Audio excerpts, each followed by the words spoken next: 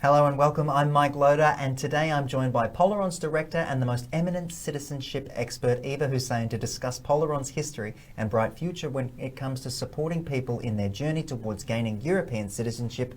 Welcome to the show, Eva. Thank you so much. Thank you, Mike. Thank you. No worries. Now, this is quite a niche little business that goes on, and helping people gain European citizenship is also highly useful.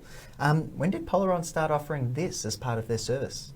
Around 2003, and completely by accident. So essentially, we had a business that delivered translation services and interpreting.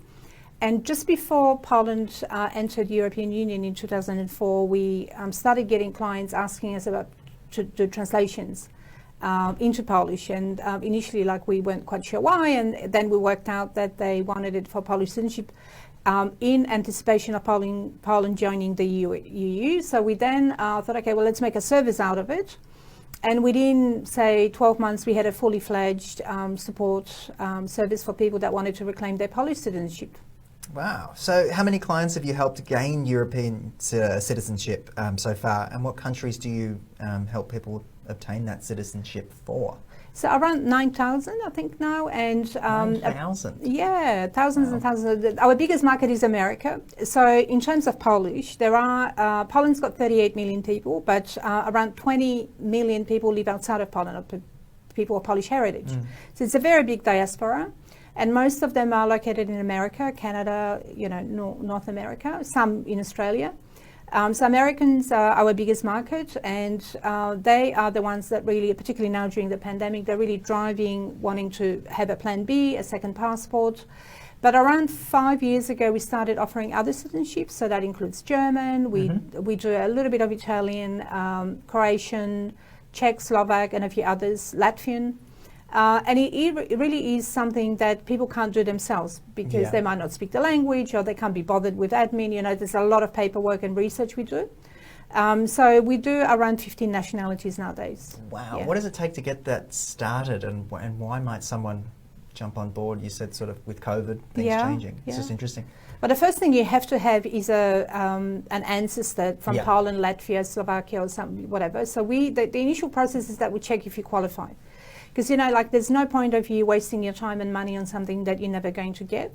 So we look into your family heritage, into your history, and we apply the legislation in a country that we're aiming for to see if you qualify or not. And in fact, we do that for free because it's just my belief that I don't want to waste people's time and money. And then if you do qualify, then we guarantee the outcome of your application. So we take on everything from start to finish, including all the translations, all the admin, looking for documents. Sometimes that's the hardest bit because, people might not have documentation that goes back 100 years or more. So we will tell people to do just that bit firstly, because we don't know what we're going to find, if anything. And I think, in terms of what people do and why people get it, it's really for mobility. And I think, for Americans in particular, that hit them really hard where the borders were closed, we're not welcome anywhere. That was a shock to the system a little. So the popularity of our service in America has skyrocketed in the last 18 months. And people, go for that passport. However, they get something completely different with it. It's like a unexpected bonus where we really reconnect them with their heritage. And oftentimes they'll find information about their great-grandparents or grandparents that they never knew about. We've had bigamies, we've had adoptions, we've had really dodgy things that people would find out through this process. So it's a lot of fun as well, but what you get at the end of it is European passport, as well as reconnection with your identity. That's what I hope most people don't expect, but get as part of the service. Yeah, I didn't expect sort of the profound connecting to your past element as well, which is very cool. So what's the future of this portion of the business? Look, because things have exploded in a I don't know whether you can call it an unexpected way, but it was bigger than we thought. We have now, we're opening more offices around the world. So we are based already in Poland, in UK, US, in New York. We have an office, but we're just about to open an office in Czechia.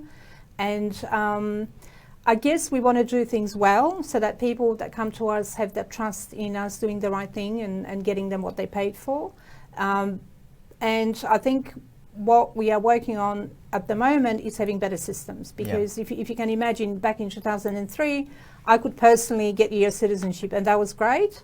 At the moment, I have 50 people that are working with me, and it's about training them, resourcing them, knowing how it all works, and having proper systems to be able to support all of that. And I'm sure your translation and what's the word I'm looking for? Interpretation skills come into that, Polaron's other side of the business as well, is really helpful. Absolutely, and just understanding how bureaucracy works actually. And I'm such a patient and creative person when it comes to bureaucracy, as in, I'll be very polite when I need to be, and I'll be very firm when I need to be. But, we focus on solution, of getting people what they purchase. So I think, a lot of what we do is based on trust. If you think about it, people give you documents and information that is very sensitive. So we comply with GDPR and all kinds of things that we need to comply with. But, there's always, I'm a last resort for everything. Like, if people don't know what to do with something, they come to me, and I'll usually find a solution. Fantastic. Yeah. Awesome. Well, that's great to hear. And thanks for sharing a bit about the European citizenship that you guys offer as well. And thanks for having us, Mike. Not at all. Thank you. Guys, if you've got any questions about engaging your multicultural audiences through interpreting or even European citizenship, as we've discussed today, Polaron's contact details are on the screen, and their amazing team will be more than happy to answer any questions that you have. And that's it from me. I'm Mike Loder. Thank you so much for your time. See you soon.